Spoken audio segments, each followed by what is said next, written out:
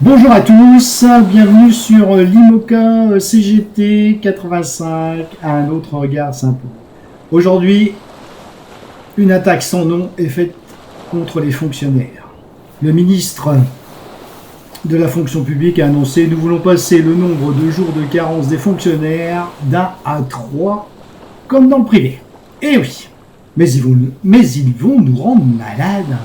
Encore une attaque du gouvernement contre les fonctionnaires. Pour changer. Cette fois-ci, ils veulent rajouter 2 jours de carence, 3 jours comme dans le privé. Et baisser les indemnisations des arrêts maladie de 10%. Allez, soyons fous. L'objectif est de réaliser 1,2 milliard d'euros d'économies sur les bases de mensonges. Et oui, les fonctionnaires seraient de nature à être plus absents que les salariés du privé. Or, les études disent le contraire. Parmi les moins absents, on retrouve les enseignants et les fonctionnaires d'État. Premier mensonge. Pour les fonctions publiques territoriales et hospitalières, c'est là où les agents sont les plus exposés à des publics vulnérables. En travaillant dans les crèches, dans des hôpitaux, dans des EHPAD, etc. Les sous-effectifs chroniques conduisent à une explosion du nombre d'épuisements professionnels et aux maladies liées au travail. Les responsables de cette situation viennent donc demander aux agents, agentes, de rendre des comptes. C'est la double peine. Quel cynisme! Deuxième mensonge. Les fonctionnaires seraient privilégiés par rapport au privé.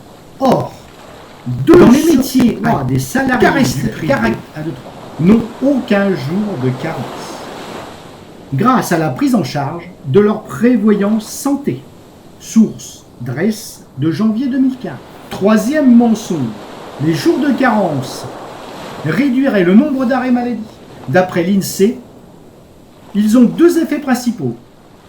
L'allongement de la durée des arrêts maladie, la poursuite du travail malade. Cela peut dégrader la santé des fonctionnaires et augmenter les dépenses de santé associées. Source INSEE du 27 juillet 2024. Quatrième mensonge.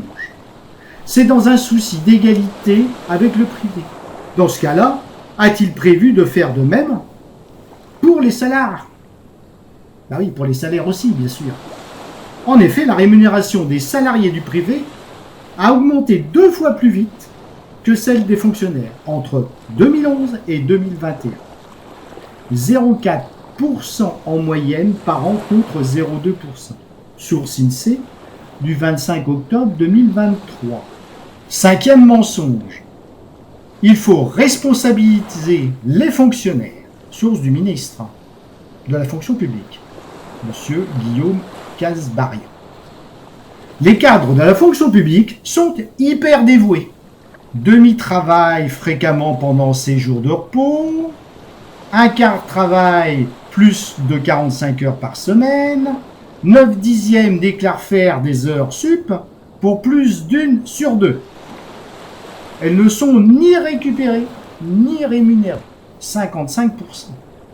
Baromètre de l'UGIC Secafi de 2024. Ce sont les conditions de travail qui se dégradent. Au niveau des professions intermédiaires, c'est dans la fonction publique que leurs conditions de travail se dégradent le plus. 61% déclarent que leur charge de travail a augmenté par rapport à l'année dernière, plus 8 points par rapport au privé. 68% estiment être soumis à des risques psychosociaux, plus 15 points par rapport au privé. Source du baromètre des techniciens UGIT Secafi de 2023. Voilà un petit point concernant cette mesure voulue par le ministère de la fonction publique. Ne nous laissons pas faire. Le 5 décembre prochain, journée nationale de manifestation et de grève. On lâche rien.